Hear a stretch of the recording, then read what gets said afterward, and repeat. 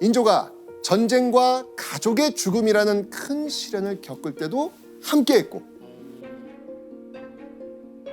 입궁 8년 만에 조기는 효명옹주를 낳아가지고 인조에게 안기까지 했잖아요. 아마 이 8년이라는 시간 동안 조기는 인조에게 큰 위로가 되지 않았을까요? 네.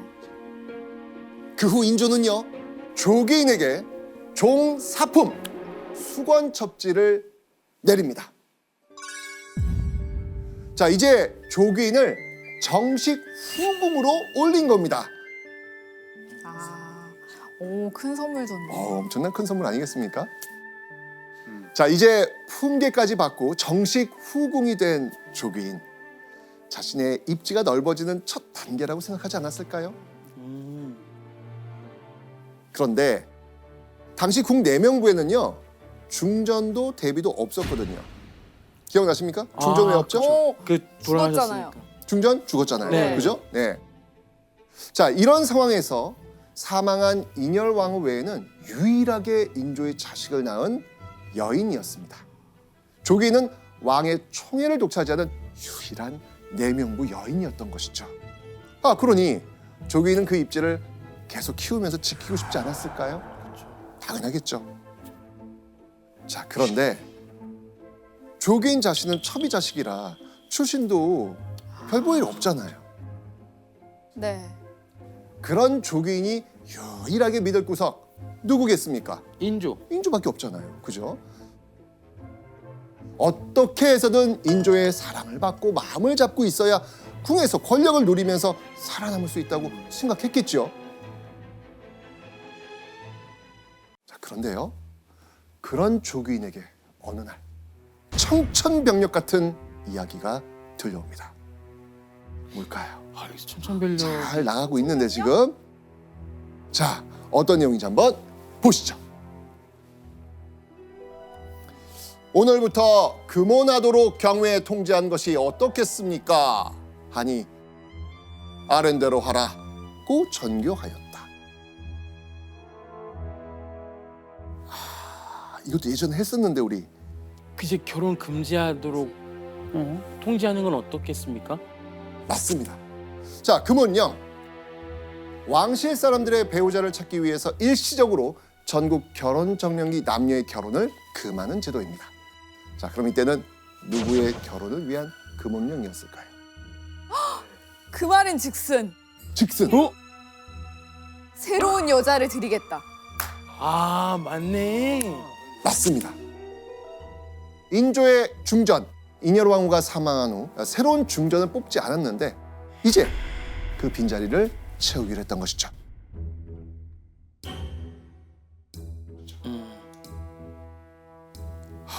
인조의 재혼 소식을 들은 조기인의 마음은 어땠을까요? 이거는 아니, 되게 빠르다라고 생각했을 것 같아요. 어느 정도는 더 본인이 사랑을 독차지할 거라 생각했는데. 맞아요. 인조 뭐야? 조기인이 그렇게. 네, 했을 인조 거예요. 뭐야? 언제 날 사랑한다 했으면서 뭐지? 약간 이런 식으로. 말투가 너무 똑같아. 그 당시 그 느낌의 말투가. 잠깐 조씨예요. 잠깐 조씨예요. 같은 조씨라고요? 그래요? 조씨. 나를 웃고 하자고 한 거예요. 같은 조씨. 죄송합니다. 그 조씨야. 자, 조기는 아마 이렇게 생각했겠죠. 만약 인조가 새 중전에게 마음을 주면 나 어떻게 되지? 하지만 그런 조기인의 마음과는 상관없이 새 중전 찾기는 착착 진행이 됩니다. 그렇게 1년이 흐른 후 과연 인조의 새 중전 아내로 선발된 여인은 누구였을까? 바로 장렬왕후 조씨입니다. 또 같은 조씨. 조씨예요? 조씨로. 격이 다릅니다. 중전에 걸맞게 아주 폼이 있고요. 명망 있는 양주 조씨 집안의 셋째 딸이었습니다. 자, 이렇게 15살의 장렬왕후 조씨가 45 인조의 계비로 들어오게 됩니다. 장렬왕후 기억해 두세요. 네, 오늘 장렬왕후 이야기를 많이 해야 조씨. 되니까. 장렬왕후 조씨입니다. 네, 중전. 네. 자, 그렇게 15살의 중전을 모셔야 되는 20대의 조귀인. 자, 새 중전은 지금 자신과 비교했을 때 어떻습니까? 집안도 일단, 좋고. 그렇죠. 집안도 좋고. 뭐 비교가 안 될 정도로 지금 출신 좋죠. 그죠? 그러니까 인조가 중전을 총애하지는 않을까. 불안할 수밖에 없을 겁니다.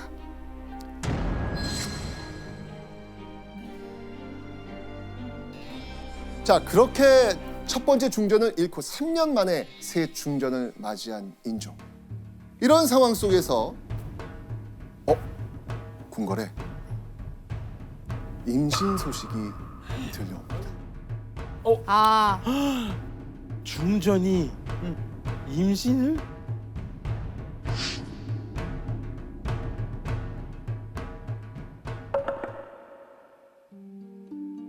어? 중전 소식 아니에요? 조기인이 아니죠. 아니지 그러니까. 누군가요? 조괜히 임신합니다. 조괜히 임신합니다. 와. 인조. 뭐야? 진짜요? 아니, 중전이 임신해야 되는데? 그렇죠? 그러니까 재혼한 중전은 임신을 못한 와중에 조균이 또 임신한 거예요. 오. 중전을 두고 조균이 임신한 상황. 세 사람 사이에 그 이유가 있습니다.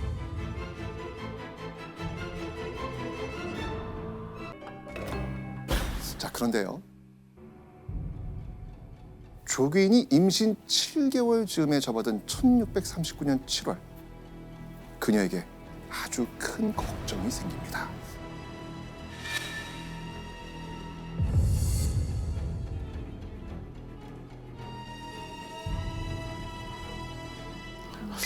걱정.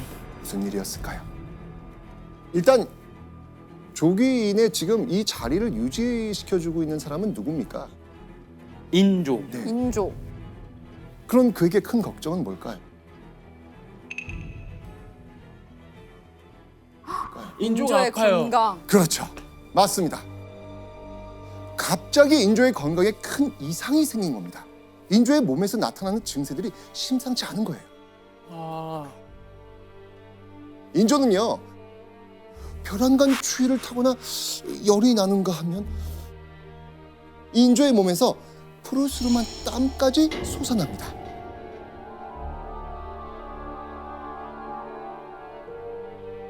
자, 왕이 이렇게 아파요. 궁궐 어떻게 되겠습니까? 아이, 난리 나죠. 그렇죠. 모든 막 의사들 불러서. 그렇죠. 그리고 이때 자, 이 심상치 않은 인조의 병세에 가장 근심했던 사람은 누구였겠습니까? 조기. 조기. 그렇죠, 조기인. 그동안 누렸던 모든 걸 잃게 되잖아요. 이 당시 이 조기인도 엄청나게 불안했을 겁니다. 대체 인조는 무슨 병에 걸린 걸까요? 오늘 안색을 살펴보니 사수의 기운이 있는 듯합니다. 사수. 사수. 자, 이 사수는 뭐냐면요. 네.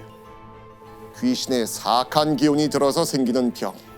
내 몸에 뭔가 지금 씌인 거잖아요, 지금요. 그래서 인조가 병의 원인으로 짚은 것 바로 저주였습니다. 저주. 누군가 자신을 노리고 저주했다고 생각하기 시작한 것이죠. 계승분 교수님. 근데 실제로 인조가 진짜로 자기가 저주받아서 아프다고 생각한 거예요?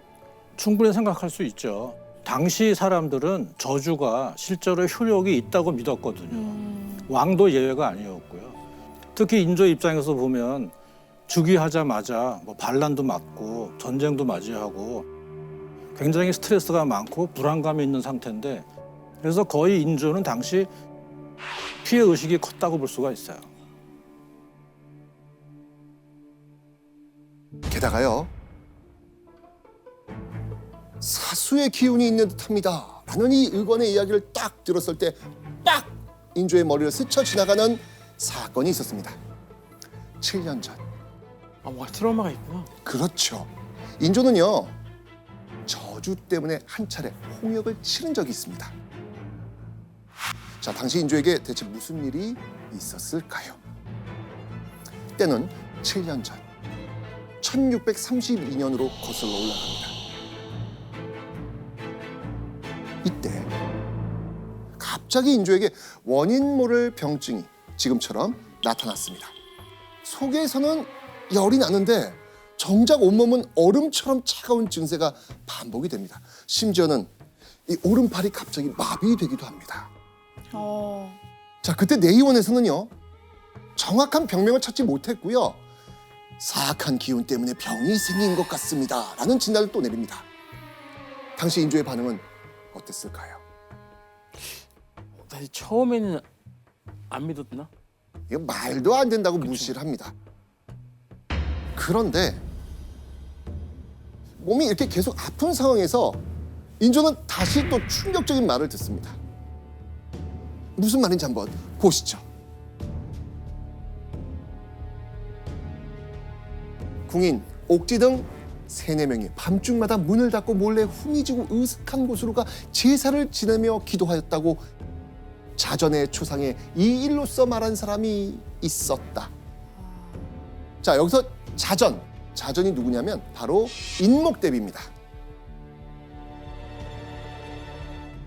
인목대비의 초상을 치를 당시. 저주하는 거를 봤다는 건가요? 맞습니다. 자, 그렇다면 인목대비, 우리 이야기한 적이 아, 있는데 했죠. 광해군의 계모 인목대비. 인목대비는 광해군의 공격으로 강제로 궁궐에 갇혀 지내야만 했습니다. 그런데 인조는 인조 반정으로 광해군을 파회시키고 왕이 된 인물입니다. 그래서 당시 왕실 제일 어른으로 바로 그 인조의 정통성을 인정해준 결정적 인물이 인목대비였단 말이에요. 인조로서는 자신의 정통성을 세워줬으니 이때 이 초상 어떻게 치렀겠습니까? 완전 성대하게. 아유, 그럼요. 정성껏 지내줬죠. 그런데 바로 그 정성껏 초상을 지내고 있는 그런 상황에서 인목대비의 궁녀들이 궁에서 은밀하게 저주 행위를 했다는 제보가 들려온 겁니다. 게다가요, 인목대비 궁녀들이 왕치를 저주하기 위해서 고양이 머리와 아기 머리를 궁에 묻었다는 겁니다. 아기 머리? 자, 그 이야기를 들은 인조는 무슨 생각을 했을까요? 어우, 소름 돋아, 소름. 너무 무서운데요? 뭐지? 인목대비 궁녀들이? 그렇다면 인목대비가 살아있을 때 모종의 계획을 한 건가? 의심하게 된 거예요. 그래서 이렇게 된 건가? 네. 선생님, 근데 그러면은 그 인조는 왜 이렇게 의심을 하는 거죠, 지금? 물론 이것뿐만이 아니었습니다. 인조에게는요, 인목대비를 의심할 만한 결정적인 이유가 있었습니다.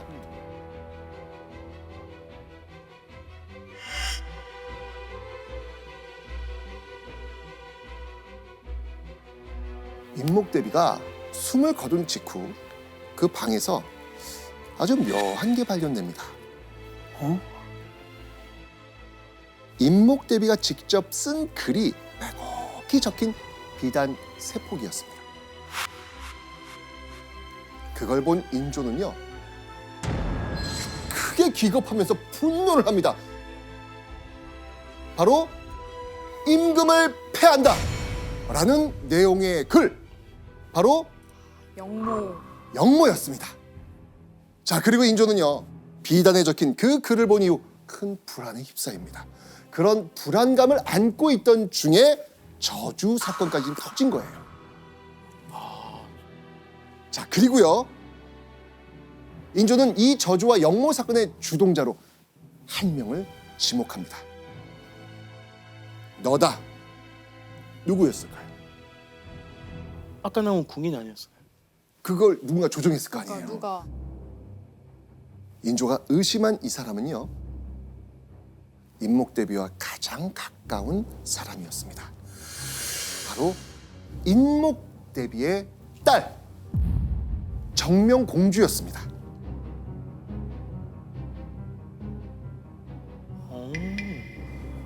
인목대비는 죽기 몇 년 전부터 병을 앓아서 사실상 역모를 꾸밀 수 있는 여력이 없었거든요.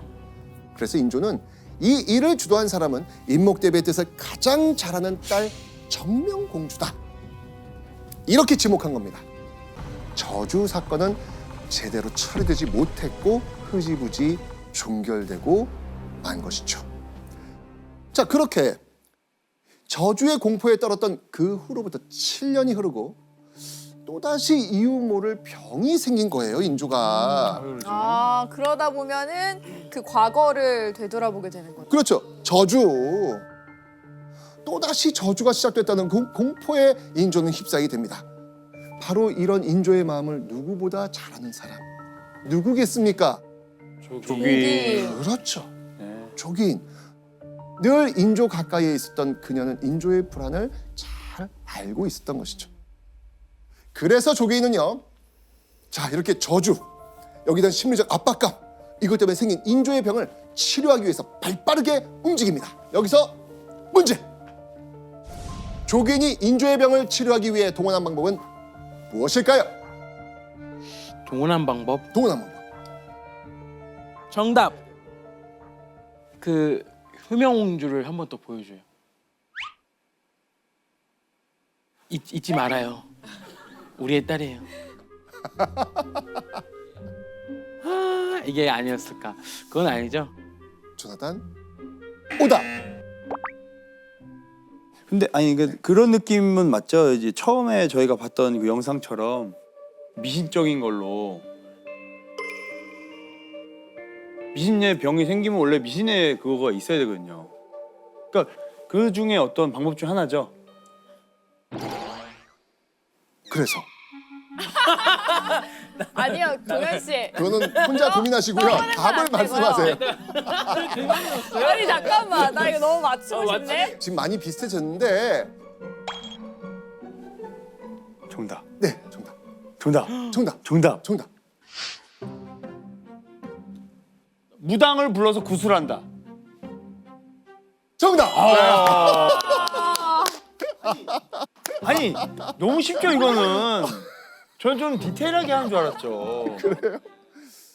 자, 조기는 이 저주를 해결하려고 영험하다는 무당 앵무입니다. 앵무를 불러옵니다. 그러니까 눈에는 눈, 저주니까 용한 무당을 이용해서 해결하려고 했던 것이죠. 자, 그렇게 조기는요, 무당 앵무에게 궁궐 곳곳에 있는 저주물을 찾아내라고 합니다. 자, 당시 조사했던 궁궐로 한번 가보겠습니다. 자, 여기는요, 인조가 머물렀던 창경궁입니다. 창경궁. 무당은 바로 이 인조가 지내는 창경궁을 아주 대대적으로 수색을 합니다. 그 결과 너무너무 충격적인 사실이 드러납니다. 보시죠. 빨간 점 보이세요? 네. 이게 지금 발견입니다. 와 많이 어주 발견돼. 흔적인가 보다. 누가 저주를 진짜 했네. 그죠? 자, 임금이 지내던 침소, 양화당, 네? 이 근처에서 14곳, 동궁 근처 12곳에서 은밀하게 감춰져 있던 저주에 쓰는 물건인 저주물이 마구 발견된 겁니다. 심지어 왕이 덮고 자던 이불에서도 저주물이 발견됩니다. 야. 자고 있는 이불에서 이상한 게 발견됐다고 생각해 보세요. 와, 거기 다시 못 자죠. 자, 인조는요, 궁 안팎으로 대대적인 조사를 시작합니다. 그러던 중 원손이 지낼 예정이었던 곳에서 저주물이 발견된 겁니다. 더 화나지. 아이한테까지 그럼. 자, 이때 인조 어떤 생각 들었겠어요? 이게 맞았구나. 그리고 누가 이거 했는지 분명히 밝혀야겠다 생각했어요. 맞습니다. 그런데 이 조사 과정에서 인조가 오랫동안 벼르던 사람, 그 기억 속에 그 사람이 언급이 됩니다. 누굴까요? 전명공주가 나왔구나. 맞습니다. 정명공주. 정명공주 집에 무당이 드나들었다는 말이 나온 거예요.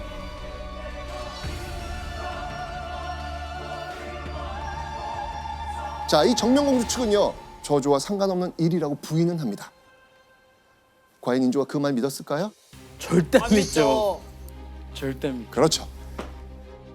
그런데 정명공주 집에 무당이 드나들었다는 이야기는 있지만 정명공주 측이 묻었다는 이야기는 아직 없잖아요. 아니나 다를까. 저주 사건은 이번에도 흐지부지 마무리되고 말았죠. 하지만 여기서 중요한 건 이 저주물들을 누가 찾은 겁니까? 조기. 그렇죠. 해낸 거지 않습니까? 액물을 시켜가지고. 그죠? 무당. 아, 이 일로 후궁 조기인에 대한 인조의 신뢰가 어떻게 됐겠습니까? 완전 어떻겠네요. 하늘이죠. 이제 진짜 이렇게 무서웠을 때 내 옆에서 나를 도와주고. 이 사건을 통해서 후궁 조기인에 대한 인조의 신뢰가 높아지죠. 그리고요, 조기인은 인조에게 또 다른 큰 기쁨까지 또 안깁니다. 엄청난 뭘까요? 일이네. 뭘까요? 자녀를 낳아요. 자, 그런데 이번엔 아들! 이야. 임신 중이던 조기인이 드디어 아들 숭성군을 낳은 겁니다.